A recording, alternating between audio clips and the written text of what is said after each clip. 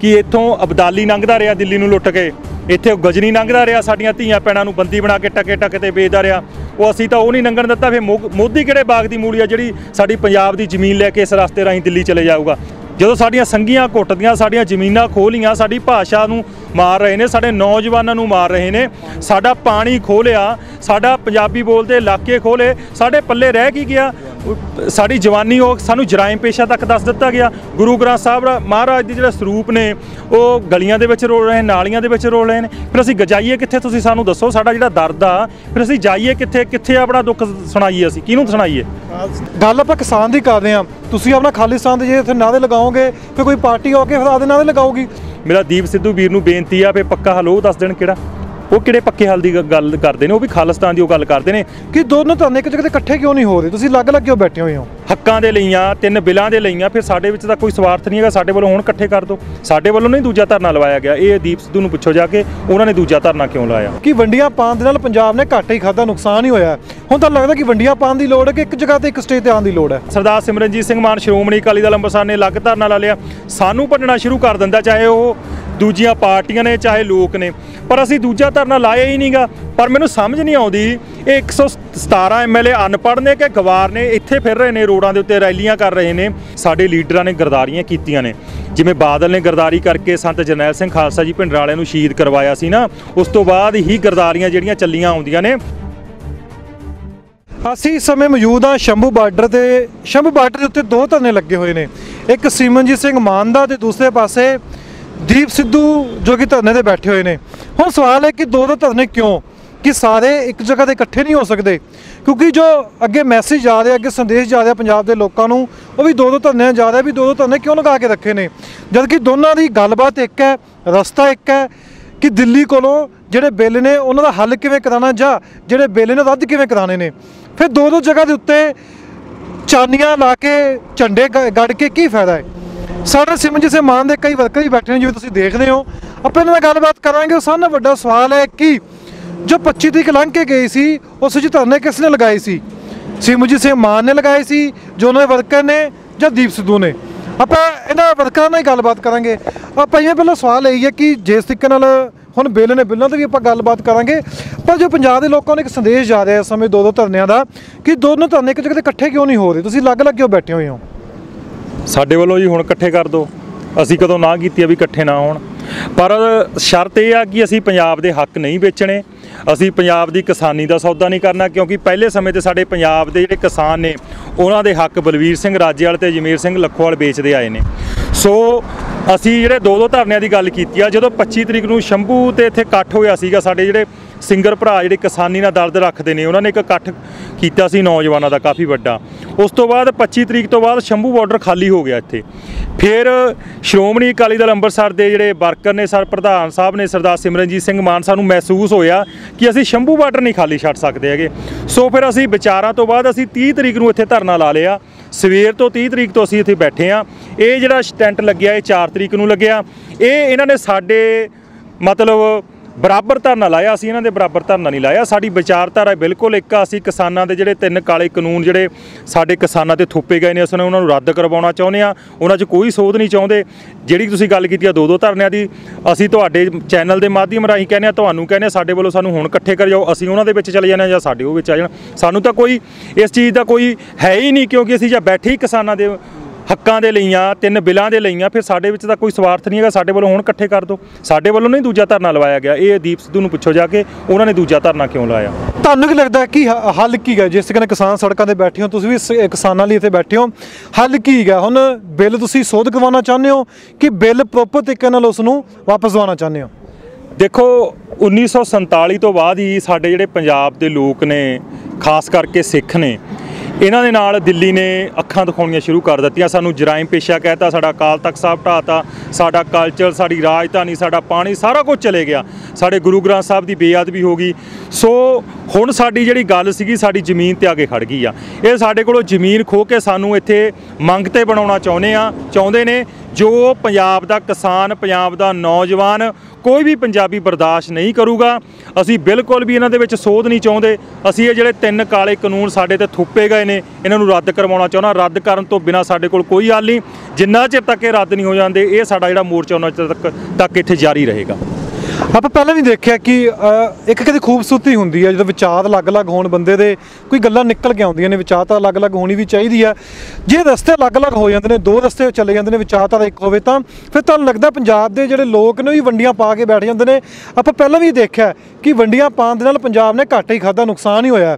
ਹੁਣ ਤੁਹਾਨੂੰ ਲੱਗਦਾ ਕਿ ਵੰਡੀਆਂ ਪਾਉਣ ਦੀ ਲੋੜ ਹੈ ਕਿ ਇੱਕ ਜਗ੍ਹਾ ਤੇ ਇੱਕ ਸਟੇਜ ਤੇ ਆਉਣ ਦੀ ਲੋੜ ਹੈ? ਅਸੀਂ ਬਿਲਕੁਲ ਇਸ ਗੱਲ ਨਾਲ ਸਹਿਮਤ ਹਾਂ ਕਿ ਪੰਜਾਬ ਦਾ ਜਿਹੜੇ ਸਾਰੀਆਂ ਜਥੇਬੰਦੀਆਂ ਨੇ, ਕਿਸਾਨ ਜਥੇਬੰਦੀਆਂ ਨੇ ਜਾਂ ਜਿਹੜੀਆਂ ਪੋਲੀਟੀਕਲ ਪਾਰਟੀਆਂ ਨੇ ਜਿਹੜੀਆਂ ਕਿਸਾਨ ਦੇ ਨਾਲ ਵਾਕਈ ਦਰਦ ਰੱਖਦੀਆਂ ਨੇ, ਉਹ ਇੱਕ ਨਿਸ਼ਾਨ ਸਾਹਿਬ ਥੱਲੇ ਇਕੱਠੇ ਹੋ ਜਾਣ। ਉਹ ਕੇਸਰੀ ਨਿਸ਼ਾਨ ਸਾਹਿਬ ਥੱਲੇ ਇਕੱਠੇ ਹੋ ਜਾਣ। ਜੇ ਕਿਸੇ ਪਾਰਟੀ ਦੇ ਝੰਡੇ ਥੱਲੇ ਨਹੀਂ ਇਕੱਠਾ ਹੋਣਾ ਤਾਂ ਕੇਸਰੀ ਨਿਸ਼ਾਨ ਸਾਹਿਬ ਥੱਲੇ ਇਕੱਠੇ ਹੋ ਕੇ ਇੱਕ ਸਾਂਝਾ ਮੋਰਚਾ ਲਾ ਲੈਣ। ਅਸੀਂ ਉਸ ਚੀਜ਼ ਦਾ ਸਤਿਕਾਰ ਕਰਦੇ ਹਾਂ, ਪਰ ਇਕੱਠੇ ਤਾਂ ਨਾ ਹੋਣ ਨਾ। ਸਾਡੇ ਤੇ ਇਹ ਗੱਲ ਆ ਕੇ ਸਿੱਟ ਜਾਂਦੀ ਆ ਵੀ ਸਰਦਾਰ ਸਿਮਰਨਜੀਤ ਸਿੰਘ ਮਾਨ ਸ਼੍ਰੋਮਣੀ ਅਕਾਲੀ ਦਲ ਅੰਮ੍ਰਿਤਸਰ ਨੇ ਅਲੱਗ ਧਰਨਾ ਲਾ ਲਿਆ, ਸਾਨੂੰ ਭੰਡਣਾ ਸ਼ੁਰੂ ਕਰ ਦਿੰਦਾ, ਚਾਹੇ ਉਹ ਦੂਜੀਆਂ ਪਾਰਟੀਆਂ ਨੇ ਚਾਹੇ ਲੋਕ ਨੇ। ਪਰ ਅਸੀਂ ਦੂਜਾ ਧਰਨਾ ਲਾਇਆ ਹੀ ਨਹੀਂਗਾ। ਸੋ ਜਿਹੜੀ ਗੱਲ ਤੁਸੀਂ ਕਹੀ ਇਕੱਠੇ ਹੋਣ ਦੀ, ਬਿਲਕੁਲ ਇਕੱਠੇ ਹੋਣਾ ਚਾਹੀਦਾ। ਕੇਸਰੀ ਨਿਸ਼ਾਨ ਸਾਹਿਬ ਦੇ ਥੱਲੇ ਇਕੱਠੇ ਹੋਣ ਦੀ ਲੋੜ ਆ। ਆਪਾਂ ਦੇਖਦੇ ਆਏ ਹਾਂ ਕਿ ਪਾਰਟੀਆਂ, ਰਾਜਨੀਤੀ ਪਾਰਟੀਆਂ ਨੇ, ਪਹਿਲਾਂ ਮੈਂ ਰਾਜਨੀਤੀ ਪਾਰਟੀਆਂ ਦੀ ਗੱਲ ਕਰੂੰਗਾ। ਤੁਹਾਨੂੰ ਲੱਗਦਾ ਕੋਈ ਵੀ ਰਾਜਨੀਤੀ ਪਾਰਟੀਆਂ ਕਿਸਾਨਾਂ ਦੇ ਹੱਕ ਵਿੱਚ ਖੜੀ ਹੈ? ਸ਼੍ਰੋਮਣੀ ਅਕਾਲੀ ਦਲ ਬਾਦਲ ਜੋ ਹਮੇਸ਼ਾ ਕਹਿੰਦਾ ਹੈ ਕਿ ਸਾਡੀ ਕਿਸਾਨਾਂ ਦੀ ਪਾਰਟੀ ਹੈ, ਅਸੀਂ ਕਿਸਾਨਾਂ ਦੇ ਨਾਲ ਖੜੇ ਹਾਂ, ਤੁਹਾਨੂੰ ਲੱਗਦਾ ਰੈਲੀਆਂ ਕਰਕੇ ਉਹ ਲੋਕਾਂ ਦਾ ਸਮਰਥਨ ਲੈ ਰਹੇ ਨੇ ਕਿ ਵਾਕਈ ਉਹ ਕਿਸਾਨਾਂ ਦੇ ਨਾਲ ਖੜੇ ਨੇ? ਦੇਖੋ ਜੀ, ਲੋਕ ਇਨਸਾਫ ਪਾਰਟੀ ਬੈਂਸਪਰਾ, Aam Aadmi party Bhagwant Mann Kejriwal, Congress party captain Amarinder Singh, Akali Dal party Badal 2022 ਦਾ ਜਿਹੜਾ ਟੀਚਾ ਜਾਂ ਜਿਹੜਾ ਪੇੜਾ ਉਹ ਤਿਆਰ ਕਰ ਰਹੇ ਨੇ। ਇਹਦੇ ਵਿੱਚ ਕੋਈ ਵੀ ਦੋ ਰਾਏ ਨਹੀਂ, ਕੋਈ ਵੀ, ਇਹ ਬਿਲਕੁਲ ਪਿਕਚਰ ਕਲੀਅਰ ਆ। ਤੁਸੀਂ ਮੈਨੂੰ ਇੱਕ ਗੱਲ ਦੱਸੋ, 117 ਸਾਡੇ ਐਮਐਲਏਜ਼ ਨੇ, ਇਹਨਾਂ ਨੂੰ ਲੋਕਾਂ ਨੇ ਰੋਡਾਂ ਤੇ ਫਿਰਨ ਲਈ ਥੋੜੀ ਚੁਣਿਆ। ਜਦੋਂ ਇੱਕ ਬੰਦੇ ਨੂੰ ਅਸੀਂ ਐਮਐਲਏ ਚੁਣਤਾ, ਆਪਣੀਆਂ ਵੋਟਾਂ ਦੇਤੀਆਂ, ਆਪਣਾ ਸਾਰਾ ਉਹਨੂੰ ਦੇਤਾ, ਉਹਨੇ ਜਾ ਕੇ ਸਪੀਕਿੰਗ ਹਾਊਸ ਦੇ ਵਿੱਚ ਬੋਲਣਾ ਸਾਡੇ ਲਈ। ਵਿਧਾਨ ਸਭਾ ਕੀ ਆ? ਵਿਧਾਨ ਸਭਾ ਇੱਕ ਕਮਰਾ ਜਾਂ ਇੱਕ ਬਿਲਡਿੰਗ ਥੋੜੀ ਆ। ਵਿਧਾਨ ਸਭਾ ਹੈਗੀ ਆ ਜਿੱਥੇ ਤੁਸੀਂ ਜਾ ਕੇ ਪੰਜਾਬ ਦੇ ਲੋਕਾਂ ਲਈ, ਆਪਣੇ ਹਲਕੇ ਲਈ, ਪੰਜਾਬ ਦੇ ਹੱਕਾਂ ਦੀ ਗੱਲ ਕਰਨੀ ਆ। ਪਰ ਮੈਨੂੰ ਸਮਝ ਨਹੀਂ ਆਉਂਦੀ ਇਹ 117 ਐਮਐਲਏ ਅਨਪੜ੍ਹ ਨੇ ਕਿ ਗਵਾਰ ਨੇ, ਇੱਥੇ ਫਿਰ ਰਹੇ ਨੇ, ਰੋਡਾਂ ਦੇ ਉੱਤੇ ਰੈਲੀਆਂ ਕਰ ਰਹੇ ਨੇ, ਤੇ ਵਿਧਾਨ ਸਭਾ ਦੇ ਵਿੱਚ ਕਿਉਂ ਜਾ ਕੇ ਮਤਾ ਨਹੀਂ ਪਾਉਂਦੇ ਕਿ ਇਹਨੂੰ ਰੱਦ ਕਿਉਂ ਨਹੀਂ ਕਰਦੇ? ਕਿਉਂਕਿ ਇਹ ਆਰਐਸਐਸ ਦੇ ਸਾਰੇ ਜਿਹੜੇ ਪਾਰਟ ਨੇ, ਵਿੰਗ ਨੇ ਇਹ ਬਣੇ ਹੋ, ਚਾਹੇ ਕਾਂਗਰਸ ਆ, ਚਾਹੇ ਉਹ ਲੋਕ ਇਨਸਾਫ ਪਾਰਟੀ ਆ, ਚਾਹੇ ਕੇਜਰੀਵਾਲ ਆ, ਚਾਹੇ ਬਾਦਲ ਆ। ਇਸ ਕਰਕੇ ਪੰਜਾਬ ਦੇ ਵਿੱਚ ਸਟੰਟ ਖੇਡ ਰਹੇ ਨੇ, ਲੋਕਾਂ ਦੀ ਹਮਾਇਤ ਨੂੰ ਉਹ ਕਰ ਰਹੇ ਨੇ। ਪਰ ਲੋਕਾਂ ਨੂੰ, ਪੰਜਾਬ ਦੇ ਨੂੰ, ਮੈਂ ਤੁਹਾਡੇ ਚੈਨਲ ਦੇ ਮਾਧਿਅਮ ਰਾਹੀਂ ਦੱਸਦਾ, ਇਹ ਜੇ ਤੁਹਾਡੇ ਕੋਲ ਰੈਲੀਆਂ ਦੇ ਵਿੱਚ ਜਾਂ ਤੁਹਾਡੇ ਪਿੰਡਾਂ ਦੇ ਵਿੱਚ ਆਉਂਦੇ ਨੇ, ਇਹਨਾਂ ਨੂੰ ਪੁੱਛੋ ਕਿ ਵਿਧਾਨ ਸਭਾ ਦੇ ਵਿੱਚ ਕਿਉਂ ਨਹੀਂ ਜਾਂਦੇ। ਇਹ ਜਿਹੜੀ ਤੁਸੀਂ ਗੱਲ ਕਰੀ ਆ, ਬਿਲਕੁਲ ਇਹ ਸਟੰਟ ਖੇਡ ਰਹੇ ਨੇ। ਚਾਹੇ ਬੀਬੀ ਹਰਸਿਮਰਤ ਕੌਰ ਬਾਦਲ ਆ, ਪਤੀ ਪਤਨੀ ਦਾ ਰਿਸ਼ਤਾ ਬੀਜੇਪੀ ਨਾਲ ਆਉਣ ਵਾਲੇ ਸਮੇਂ ਦੇ ਵਿੱਚ ਉਹ ਫੇਰ, ਜਿਵੇਂ ਕਹਿੰਦੇ ਨੇ ਤਲਾਕ, ਕੋਈ ਤਲਾਕ ਨਹੀਂ ਹੋਇਆ, ਦੋਹਾਂ ਨੇ ਫੇਰ ਇਕੱਠੇ ਹੋ ਜਾਣਾ। ਤੁਹਾਡੇ ਮੂਹਰੇ ਪਿਕਚਰ ਸਾਰੀ ਕਲੀਅਰ ਹੋ ਜਾਏਗੀ। ਆਪਾਂ ਪਹਿਲਾਂ ਵੀ ਦੇਖਿਆ ਸੀ ਸਮੱਸਿਆ ਕਿੱਥੇ ਆਉਂਦੀ ਹੈ ਜਦੋਂ ਵੀ ਕੋਈ ਧਰਨੇ ਲਗਾਉਂਦਾ, ਜਦੋਂ ਵੀ ਕੋਈ ਧਰਨੇ ਤੇ ਬੈਠਦਾ। ਠੀਕ ਹੈ, ਤੁਹਾਡੀ ਸਿਆਸੀ ਪਾਰਟੀ ਲੱਗ ਗਈ ਹੈ, ਕਲਾਕਾਰ ਵੀ ਆ ਗਏ ਨੇ। ਫਿਰ ਜੋ ਕਲਾਕਾਰ ਸਹਿਯੋਗ ਦਿੰਦੇ, ਤੁਸੀਂ ਸਹਿਮਤ ਹੋ ਵੀ ਕਲਾਕਾਰ ਆਪਣੇ ਜੋ ਉਹ ਧਰਨੇ ਲਗਾ ਰਹੇ ਨੇ ਕਿਉਂਕਿ ਵੀਆਈਪੀ ਕਲਚਰ ਛੱਡ ਕੇ ਵੀ ਸੜਕਾਂ 'ਤੇ ਹੈਗੇ ਨੇ, ਤੁਸੀਂ ਸਹਿਮਤ ਹੋ ਵੀ ਬਿਲਕੁਲ ਕਿਸਾਨਾਂ ਦੇ ਨਾਲ ਖੜੇ ਨੇ? ਬਿਲਕੁਲ, ਅਸੀਂ ਸਾਰੇ ਜਿੰਨੇ ਵੀ ਜਿਹੜੇ ਵੀ ਕਲਾਕਾਰ ਨੇ ਜਿਹੜੇ ਪੰਜਾਬ ਦੇ ਕਿਸਾਨਾਂ ਨੂੰ ਦਰਦ ਰੱਖਦੇ ਨੇ, ਅਸੀਂ ਉਹਨਾਂ ਨਾਲ ਸਹਿਮਤ ਆ। ਜੇ ਉਹਨਾਂ ਦੇ ਅੰਦਰ ਦਰਦ ਆ, ਜੇ ਚਲੋ ਅੱਜ ਉਹ ਪਿਛਲੇ ਸਮੇਂ ਦੇ ਵਿੱਚ ਉਹਨਾਂ ਨੂੰ ਆਪਾਂ ਨੇ, ਪੰਜਾਬ ਦੇ ਲੋਕਾਂ ਨੇ ਉਹਨਾਂ ਨੂੰ ਕਿਹਾ ਵੀ ਇਹ ਸਾਡੀ ਨੌਜਵਾਨੀ ਨੂੰ ਖਰਾਬ ਕਰ ਰਹੇ ਨੇ, ਚਲੋ ਜੇ ਅੱਜ ਨੌਜਵਾਨੀ ਉਹਨਾਂ ਦੇ ਕਹਿਣ ਤੇ ਕਿਵੇਂ ਨਾ ਕਿਵੇਂ ਕਰਕੇ ਰੋਡਾਂ ਤੇ ਆ ਰਹੀ ਆ, ਅਸੀਂ ਉਹਨਾਂ ਦਾ ਸਤਿਕਾਰ ਕਰਦੇ ਹਾਂ। ਪਰ ਅਸੀਂ ਕਲਾਕਾਰਾਂ ਨੂੰ ਵੀ ਦੱਸਣਾ ਚਾਹੁੰਦੇ ਹਾਂ ਕਿ ਪਿਛਲੇ ਸਮੇਂ ਦੇ ਵਿੱਚ ਸਾਡਾ ਇਤਿਹਾਸ ਰਿਹਾ, ਸਾਡੇ ਲੀਡਰਾਂ ਨੇ ਗਰਦਾਰੀਆਂ ਕੀਤੀਆਂ ਨੇ। ਜਿਵੇਂ ਬਾਦਲ ਨੇ ਗਰਦਾਰੀ ਕਰਕੇ ਸੰਤ ਜਰਨੈਲ ਸਿੰਘ ਖਾਲਸਾ ਜੀ ਭਿੰਡਰਾਲੇ ਨੂੰ ਸ਼ਹੀਦ ਕਰਵਾਇਆ ਸੀ ਨਾ, ਉਸ ਤੋਂ ਬਾਅਦ ਹੀ ਗਰਦਾਰੀਆਂ ਜਿਹੜੀਆਂ ਚੱਲੀਆਂ ਆਉਂਦੀਆਂ ਨੇ। ਸਾਨੂੰ ਡਰ ਹੈ ਕਿਉਂਕਿ ਇਹ ਨਵੇਂ ਨੇ, ਇਹਨਾਂ ਨੂੰ ਪੋਲੀਟੀਕਲ ਕਿਸੇ ਚੀਜ਼ ਦੀ ਹਜੇ ਇੰਨੀ ਸਮਝ ਨਹੀਂ ਹੈਗੀ ਕਿਉਂਕਿ ਇਹਨਾਂ ਦੀ ਫੀਲਡ ਨਹੀਂ ਹੈਗੀ ਇਹ। ਸੋ ਸਾਨੂੰ ਡਰ ਆ ਵੀ ਇਹਨਾਂ ਦਾ ਜਿਹੜਾ ਨੌਜਵਾਨਾਂ ਦਾ ਜਿਹੜਾ ਜਜ਼ਬਾ ਜਾਂ ਜਿਹੜਾ ਜ਼ੋਰ ਆ, ਜੋਸ਼ ਆ, ਇਹ ਜਿਹੜੇ ਸਰਕਾਰਾਂ ਦੇ ਦਲਾਲ ਨੇ, ਜਿਵੇਂ ਅਜਮੇਰ ਸਿੰਘ ਲੱਖੋਵਾਲ ਹੋ ਗਿਆ, ਬਲਬੀਰ ਸਿੰਘ ਰਾਜੇਵਾਲ ਹੋ ਗਿਆ, ਜਿਹੜੇ ਹੋਰ ਕਈ ਕਿਸਾਨ ਜਥੇਬੰਦੀਆਂ ਦੇ ਆਗੂ ਨੇ ਜਿਹੜੇ ਵਿਕਦੇ ਆਏ ਨੇ, ਕਿਤੇ ਸਾਰੇ ਦਾ ਸਾਰਾ ਜਿਹੜੀ ਚੀਜ਼ ਨੂੰ ਹੋਲਡ ਕਰਕੇ ਕਿਸਾਨਾਂ ਦੇ ਹੱਕ ਫੇਰ ਦਿੱਲੀ ਨਾ ਵੀ। ਤੁਸੀਂ ਰਾਜੋਂ ਦੀ ਗੱਲ ਕੀਤੀ, ਕੱਲ ਤੋਂ ਮੀਟਿੰਗ ਹੀ ਕਰ ਰਹੇ ਸੀ, ਉਹਨਾਂ ਨੇ ਚਿੱਠੀ ਵੀ ਨਕਾਰ ਦਿੱਤੀ ਹੈ, ਫਿਰ ਤੁਸੀਂ ਹੁਣ ਗੱਲ ਕਰ ਰਹੇ ਹੋ ਕਿ ਉਹ ਵੀ ਆਰਐਸਐਸ ਦੇ ਪਿੱਠੂ ਬਣੇ ਹੋਏ ਨੇ। ਨਹੀਂ ਤੁਸੀਂ ਕਿਹਨਾਂ ਦੀ ਗੱਲ ਕਰ ਰਹੇ ਹੋ? ਬਲਵੀਰ ਸਿੰਘ ਰਾਜੇਵਾਲ ਦੀ। ਬਲਵੀਰ ਸਿੰਘ ਰਾਜੇਵਾਲ ਦਾ ਜਾਂ ਕਿਸਾਨਾਂ ਦਾ ਮੋਰਚਾ ਲੱਗਿਆ ਸੀ ਮੋਹਾਲੀ ਵਿੱਚ ਲੱਗਿਆ 8,000 ਕਰੋੜ ਦਾ। ਉਦੋਂ ਉਹਨਾਂ ਨੇ ਬਾਦਲ ਸਾਹਿਬ ਦੇ ਕੋਲੋਂ ਜੂਸ ਪੀ ਕੇ ਧਰਨਾ ਖਤਮ ਕਰਤਾ, ਸਾਡੇ ਕਿਸਾਨਾਂ ਦੇ ਹੱਕ ਵੇਚਦੇ ਸੀਗੇ। ਸਾਨੂੰ ਅੱਜ ਵੀ ਸ਼ੰਕਤਾ, ਕਿਉਂਕਿ ਅਜਮੇਰ ਸਿੰਘ ਲੱਖੋਵਾਲ ਨੇ ਇਸ ਜਿਹੜਾ ਮੋਰਚਾ ਚੱਲ ਰਿਹਾ, ਸੰਘਰਸ਼ ਚੱਲ ਰਿਹਾ, ਇਹਨੂੰ ਰੋਕਣ ਦੇ ਲਈ ਇਹਨੇ ਸੁਪਰੀਮ ਕੋਰਟ ਦੇ ਵਿੱਚ ਪਟੀਸ਼ਨ ਪਾਈ। ਜਦੋਂ ਲੋਕਾਂ ਨੇ ਵਿਰੋਧ ਕੀਤਾ ਉਦੋਂ ਨੇ ਵਾਪਸ ਲੈਣ ਦੀ ਗੱਲ ਕੀਤੀ ਆ। ਸੋ ਸਾਨੂੰ ਡਰ ਆ, ਕਿਸਾਨਾਂ ਨੂੰ ਮਿਲਿਆ ਨਹੀਂ ਅੱਜ ਤੱਕ ਵੀ। ਕਿਸਾਨਾਂ ਨੂੰ ਜੋ ਵੀ ਇਹਨਾਂ ਨੇ ਗੱਲਾਂ ਕੀਤੀਆਂ ਨੇ, ਕਦੇ ਸਾਡਾ ਦੁੱਧ ਡੋਲ ਦਿੰਦੇ ਨੇ ਰੋਡਾਂ ਤੇ ਅੱਗੇ, ਕਦੇ ਸਾਡੀਆਂ ਸਬਜ਼ੀਆਂ ਖਿਲਾਰ ਦਿੰਦੇ ਨੇ। ਇਹਨਾਂ ਦੀ ਇੱਕ ਪ੍ਰਾਪਤੀ ਦੱਸੋ ਜੋ ਇਹਨਾਂ ਨੇ ਕਿਸਾਨਾਂ ਲਈ ਕੀਤੀ ਹੋਵੇ। ਸਾਨੂੰ ਇਸ ਚੀਜ਼ ਦਾ ਡਰ ਆ। ਅਸੀਂ ਇੱਥੇ ਉੱਦਾਂ ਹੀ ਨਹੀਂ ਬੈਠੇ। ਇਹ ਜਿਹੜਾ ਸ਼ੇਰਸ਼ਾਹ ਸੂਰੀ ਮਾਰਗ ਆ, ਇੱਥੇ ਅਸੀਂ ਮੋਦੀ ਨੂੰ ਇਹ ਵੀ ਦੱਸਣ ਲਈ ਬੈਠੇ ਆ ਕਿ ਇੱਥੋਂ ਅਬਦਾਲੀ ਲੰਘਦਾ ਰਿਹਾ ਦਿੱਲੀ ਨੂੰ ਲੁੱਟ ਕੇ, ਇੱਥੇ ਗਜਨੀ ਲੰਘਦਾ ਰਿਹਾ, ਸਾਡੀਆਂ ਧੀਆਂ ਭੈਣਾਂ ਨੂੰ ਬੰਦੀ ਬਣਾ ਕੇ ਟਕੇ ਤੇ ਵੇਚਦਾ ਰਿਹਾ। ਉਹ ਅਸੀਂ ਤਾਂ ਉਹ ਨਹੀਂ ਲੰਘਣ ਦਿੱਤਾ। ਫਿਰ ਮੋਦੀ ਕਿਹੜੇ ਬਾਗ ਦੀ ਮੂਲੀ ਆ ਜਿਹੜੀ ਸਾਡੀ ਪੰਜਾਬ ਦੀ ਜ਼ਮੀਨ ਲੈ ਕੇ ਇਸ ਰਸਤੇ ਰਾਹੀਂ ਦਿੱਲੀ ਚਲੇ ਜਾਊਗਾ? ਇਹ ਵੀ ਦੱਸਣ ਲਈ, ਆਪਣੀ ਹੋਂਦ ਦੱਸਣ ਲਈ, ਆਪਣਾ ਇਤਿਹਾਸ ਦੱਸਣ ਲਈ ਅਸੀਂ ਇਸ ਸ਼ੇਰਸ਼ਾਹ ਸੂਰੀ ਮਾਰਗ ਤੇ ਆਪਣਾ ਮੋਰਚਾ ਲਾਇਆ, ਬਾਰਡਰ ਤੇ ਮੋਰਚਾ ਲਾਇਆ। ਤੇ ਮੋਦੀ ਨੂੰ ਅਸੀਂ ਇਹ ਵੀ ਦੱਸਣਾ ਚਾਹੁੰਦੇ ਹਾਂ ਕਿ ਇਤਿਹਾਸ ਤੋਂ ਸੇਧ ਲੈ ਲਵੇ। ਸੋ ਇਸ ਚੀਜ਼ ਨੂੰ ਅਸੀਂ ਬਾਜ਼ ਅੱਖ ਨਾਲ ਦੇਖ ਰਹੇ ਹਾਂ ਕਿ ਪੰਜਾਬ ਦੇ ਕਿਸਾਨਾਂ ਦੇ ਹੱਕ ਕੋਈ ਵੀ ਲੀਡਰ, ਚਾਹੇ ਉਹ ਰਾਜਨੀਤਿਕ ਪਾਰਟੀ ਦਾ, ਚਾਹੇ ਉਹ ਕਿਸਾਨ ਯੂਨੀਅਨ ਦਾ ਕੋਈ ਵੀ ਲੀਡਰ ਹੋਵੇ, ਉਹ ਵੇਚ ਨਾ ਦੇਵੇ। ਇਸ ਚੀਜ਼ ਨੂੰ ਅਸੀਂ ਦੇਖਦੇ ਹੋਏ ਇੱਥੇ ਬੈਠੇ ਹਾਂ। ਇਹ ਬੜਾ ਸ਼ਿਸ਼ੂਪਨ ਬਣਿਆ ਆ। ਜਦੋਂ ਵੀ ਗੱਲ ਆਪਾਂ ਕਿਸਾਨ ਦੀ ਕਰਦੇ ਹਾਂ, ਤੁਸੀਂ ਆਪਣਾ ਖਾਲਿਸਤਾਨ ਦੇ ਜੇ ਇੱਥੇ ਨਾਅਰੇ ਲਗਾਓਗੇ, ਫਿਰ ਕੋਈ ਪਾਰਟੀ ਆ ਕੇ ਫਿਰ ਆਪਦੇ ਨਾਅਰੇ ਲਗਾਊਗੀ। ਤੁਸੀਂ ਖਾਲਿਸਤਾਨ ਦੇ ਨਾਅਰੇ ਲਗਾਏ ਬਿਨਾਂ ਫਿਰ ਇਕੱਠੇ ਹੋ ਜਾਓਗੇ। ਤੁਸੀਂ ਜਿਹੜੇ ਸਿੰਗਰ ਨੇ, ਫਿਰ ਉਹ ਸੰਤ ਜਰਨੈਲ ਸਿੰਘ ਖਾਲਸਾ ਜੀ ਭਿੰਡਰਾਂ ਵਾਲਿਆਂ ਦੇ ਗੀਤਾਂ 'ਚ ਗੱਲਾਂ ਕਾਹਤੇ ਕਰਦੇ ਨੇ ਆਪਣੇ 'ਚ? ਫਿਰ ਉਹ ਅਨੰਦਪੁਰ ਸਾਹਿਬ ਦੇ ਮੱਤੇ ਦੀ ਗੱਲ ਕਿਉਂ ਕਰ ਰਹੇ ਨੇ? ਜੇ ਸੰਤਾਂ ਦੀ ਗੱਲ ਕਰਨੀ ਹੈ ਤਾਂ ਖਾਲਿਸਤਾਨ ਦੀ ਗੱਲ ਹੋਣੀ ਆ। ਫਿਰ ਇਸ ਤੋਂ ਬਾਅਦ ਜੇ ਦੀਪ ਜੀ ਨੇ ਆਪਣੇ, ਉਹ ਕਹਿੰਦੇ ਨੇ ਕਿ ਜੀ ਅਸੀਂ ਇਹਨਾਂ ਕਾਲੇ ਕਾਨੂੰਨਾਂ ਨੂੰ ਰੱਦ ਕਰਵਾਉਣ ਨਾਲ ਕੋਈ ਹੱਲ ਨਹੀਂ ਹੋਣਾ। ਸਾਡਾ ਵੀਰ ਕਹਿੰਦਾ, ਬਹੁਤ ਸਤਿਕਾਰ ਕਰਦੇ ਆ, ਕਿਉਂਕਿ ਉਹ ਪੰਜਾਬ ਦਾ ਦਰਦ ਉਹਨਾਂ ਦੇ ਅੰਦਰ ਲੁਕਿਆ ਹੋਇਆ, ਉਹ ਲੈ ਕੇ ਪੰਜਾਬ ਦੀ ਨੌਜਵਾਨੀ ਚੱਲੇ ਹੋਏ ਨੇ। ਉਹ ਵੀ ਕਹਿੰਦੇ ਨੇ ਕਿ ਇਹ 3 ਕਾਲੇ ਕਾਨੂੰਨ ਜਿਹੜੇ ਰੱਦ ਕਰਵਾਉਣ ਨਾਲ ਕੋਈ ਹੱਲ ਨਹੀਂ, ਉਹਨਾਂ ਦਾ ਪੱਕਾ ਹੱਲ ਕੱਢਣਾ ਪੈਣਾ। ਮੇਰਾ ਦੀਪ ਸਿੱਧੂ ਵੀਰ ਨੂੰ ਬੇਨਤੀ ਆ, ਫਿਰ ਪੱਕਾ ਹੱਲ ਉਹ ਦੱਸ ਦੇਣ ਕਿਹੜਾ। ਉਹ ਕਿਹੜੇ ਪੱਕੇ ਹੱਲ ਦੀ ਗੱਲ ਕਰਦੇ ਨੇ? ਉਹ ਵੀ ਖਾਲਿਸਤਾਨ ਦੀ ਉਹ ਗੱਲ ਕਰਦੇ ਨੇ। ਸਿਰਫ ਇਹ ਆ, ਸ਼ਾਇਦ ਉਹਨਾਂ 'ਤੇ ਕੋਈ ਪ੍ਰੈਸ਼ਰ ਹੋਊਗਾ ਜਥੇਬੰਦੀਆਂ ਦਾ ਜਾਂ ਹੋਰ ਚੀਜ਼ਾਂ ਦਾ, ਜਿਹੜੇ ਉਹ ਵਿਚਾਰੇ ਖੁੱਲ੍ਹ ਕੇ ਨਹੀਂ ਬੋਲ ਸਕਦੇ। ਤੇ ਗੱਲ ਤਾਂ ਉਹ ਵੀ ਕਰ ਰਹੇ ਨੇ ਨਾ। ਫਿਰ ਤੁਸੀਂ ਖੁੱਲ੍ਹ ਕੇ ਬੋਲ ਦਿਓ, ਫਿਰ ਤੁਹਾਡੇ ਵੱਲ ਕੀ ਹੱਲ ਹੈਗਾ?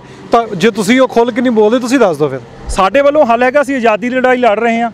ਜੇ ਹਿੰਦੁਸਤਾਨ ਦੇ ਜਿਹੜਾ ਬ੍ਰਾਹਮਣ ਆ ਉਹ 900 ਸਾਲ ਗੁਲਾਮ ਰਹਿ ਕੇ ਆਜ਼ਾਦੀ ਦੀ ਲੜਾਈ ਆਜ਼ਾਦ ਹੋ ਸਕਦਾ, ਫਿਰ ਸਾਨੂੰ ਤਾਂ 1947 ਤੋਂ ਲੱਗੇ ਹੋਏ ਆ। ਅਸੀਂ ਫਿਰ ਕੋਈ ਬਾਹਲਾ ਸਮਾਂ ਨਹੀਂ ਹੋਇਆ, ਅਸੀਂ ਲੜਾਈ ਲੜ ਰਹੇ ਹਾਂ। ਅਸੀਂ ਆਪਣਾ ਜਿਹੜਾ ਘਰ ਆ ਖਾਲਿਸਤਾਨ, ਉਹਦੇ ਲਈ ਲੜ ਰਹੇ ਹਾਂ ਤੇ ਲੜਦੇ ਰਹਾਂਗੇ, ਆਖਰੀ ਦਮ ਤੱਕ ਲੜਦੇ ਰਹਾਂਗੇ।